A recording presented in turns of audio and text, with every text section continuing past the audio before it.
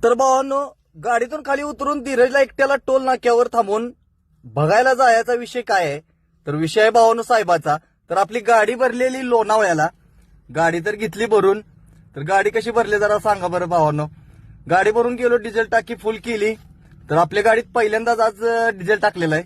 तर 4680 रुपयाचं डिझेल बसलं 51 लिटरचं. तर भावांनो विषय काय आहे सांगतो. आरटीओ साहेबांची जी भीती आहे ना भावांनो, प्रत्येक ड्रायव्हरच्या मनात आहे. तीच भीती माझ्या पण मनात निर्माण झाली, म्हणून धीरजला पाठवलेला पुढे बघायला. कारण की नवी पहिलीच ट्रिप आहे, त्यात दंड बसला तर अवघड होईल. तर कोण नव्हतं, पोचलो पार्टीच्या दारात 4:30 वाजता.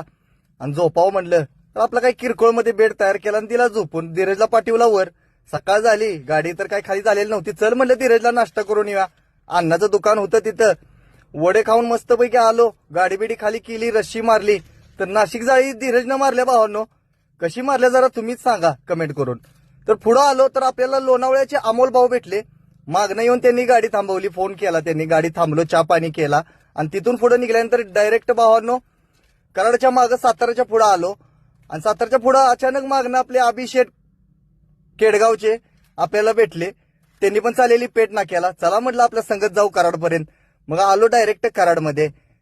त्यांना काही चहा पाण्याला काही थांबवणार नाही, कारण की आपल्याला जायचं होतं गाडी भरायला. तर व्हिडिओ आवडल्यास लाईक, कमेंट, शेअर